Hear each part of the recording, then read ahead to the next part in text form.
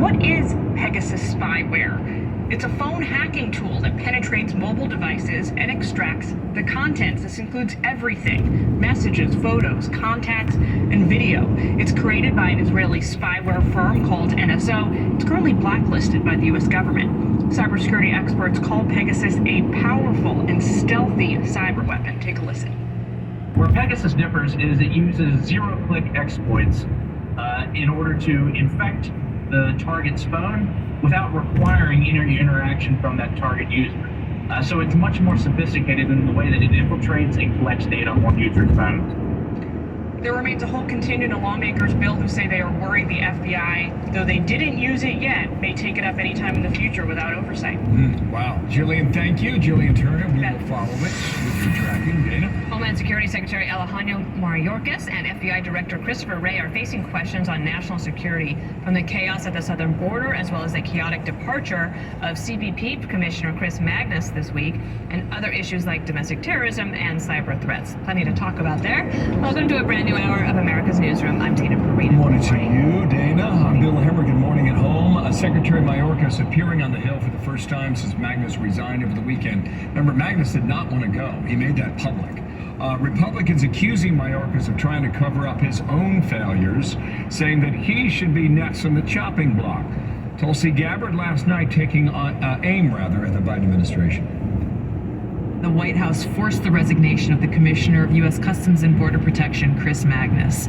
But let's be honest here, what this really was. It was an effort to shift blame away from those in power who are the ones responsible for over 2 million people illegally entering our country through the southern border. The President, the Vice President, and Secretary Mayorkas. We can't let them get away with this. Congressional correspondent Aisha Hasmi is following today's hearing live on Capitol Hill. Hi, Aisha. Hey, good morning to you both. That's right. So Alejandro Mayorkas, this hearing is going to be very, very tough for him this morning. Not only is he facing criticism for not having a handle on his own department, of course, things are getting worse and worse down at the southern border. So take a look at these brand new numbers from Customs and Border Protection. We just got some numbers for the month of October. They are stunning, Dana. More than 230,000 migrants crossed the border last month. That is the highest October in DHS history. And according to CBP sources, October averaged about 2,000 gotaways every single day. Those are people who have now slipped into this country without any record. Now, in the midst of this, Mayorkas asked his Customs and Border Protection Commissioner Chris Magnus to resign, accusing him of insubordination. Under Magnus, there were regular leaks that appeared to come from the CBP criticizing Biden's border policies. A top CBP official also testified under oath earlier this year. There were no consequences for those who were attempting to cross the border illegally. Now, Republicans on this committee are going to be tough. They're going to call Magnus the fall guy, the scapegoat for President Biden's national security crisis at the border, as they try to figure out, obviously, what Mayorkas is planning to do without Magnus as the White House struggles to control record migrant crossings. Now, several Republicans, as you know, have already called on Mayorkas to resign. Some are calling on impeaching him once if the House takes the majority. So this will be a very tough, a very fiery hearing for Mayorkas. Dana? We will be watching it all. Aisha, thank you. Got it. So the Fox News decision desk late last night calling the Arizona governor's race for the Democrat Katie Hobbs, projecting that she will defeat Republican and former TV news anchor Carrie Lake, who was backed by the former president, Donald Trump. Lisa Cunha is live in Phoenix with more on this, where there might be a recount. Good morning. Good morning, Bill. Yeah, we're waiting to see on that one. The White House this morning saying that President Biden gave Governor-elect Katie Hobbs a congratulatory call. Her campaign says they will be hosting a victory party later today. After that projection came down, Hobbs tweeted, quote, "Democracy is worth the wait. Thank you, Arizona. I am so honored and so proud to be your next governor." The tones of the campaigns were strikingly different. Hobbs is the sitting Secretary of State and a defender of Arizona election process. processes. Republican Carrie Lake, a former TV news anchor, is backed by former President Trump, as you mentioned, and called into question the 2020 election. After the race call, Lake tweeting, quote, "Arizonans know BS when they see it." The Lake campaign and supporters have directed much of their ire at the Maricopa County elections officials, voicing doubt on the week-long counting process. It didn't help when 17,000 ballots cast on Election Day had to be brought back to the central office for counting after printer problems created issues in the tabulation machines. Officials here insist they have been transparent in making sure every legal vote is counted. We're also thinking about the future and what we can do to rebuild confidence in those who've had their confidence shaken because people who they believe in, leaders in their own party, sadly, have spread misinformation. Okay, here, left to count across the state, 48,000. In Maricopa County, more than 15,000.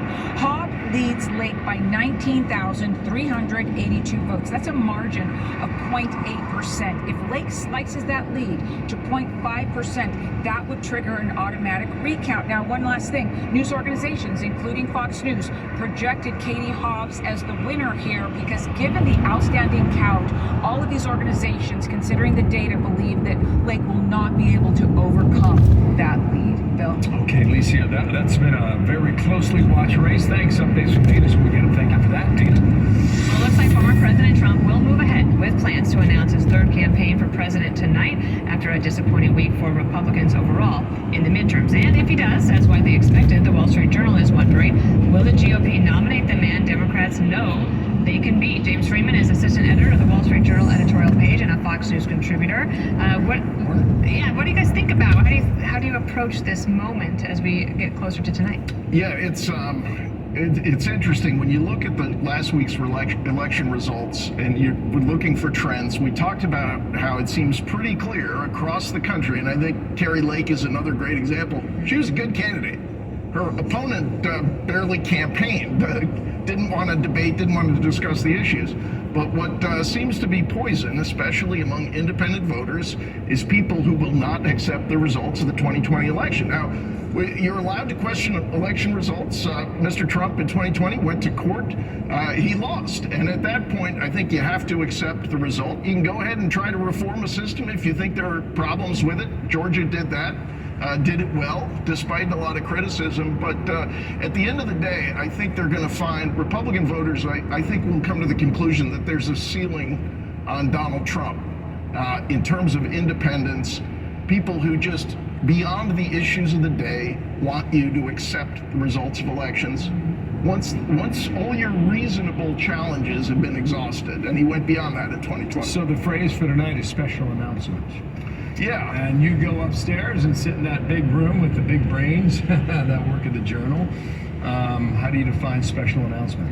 I think everybody assumes it's another run for president. Obviously, it could be a shocker. Maybe it's an expansion of Mar-a-Lago or something like this. But I think it's expected to be a run, and I think everyone understands he still has a lot of fans out there in the country, and they respect his legitimate record of achievement during his term. When you talk about tax reform, deregulation, a lot of foreign policy victories, the Abraham Accords, he was wrong, I think, on some of the particulars, but he got the Washington establishment to change its view of China. And I think that has been helpful with people realizing that our belief that capitalism would liberate that country and drive it to political reform has not worked out. It is an old-fashioned dictatorship. So he's got those policy wins, but... And on the China point, he made that a bipartisan issue. Yeah, it's interesting. Yeah, so I think there are achievements there, but also recognizing at a baseline level, our system doesn't work if people don't accept the results. We'll see what happens tonight. I want to ask you about your column yesterday because the headline of your column in the Wall Street Journal is progressive now a bad word in U.S. politics. Do you think the Democrats think so? After they win? Certainly some of them do. And I thought it was interesting this year. You've had a few years where progressives have kind of had an amazing media run here, right? A rise of Bernie Sanders in 2016 and then AOC 2018. And in 2020, so much of the Democratic establishment even embraced the defund the police nuttiness.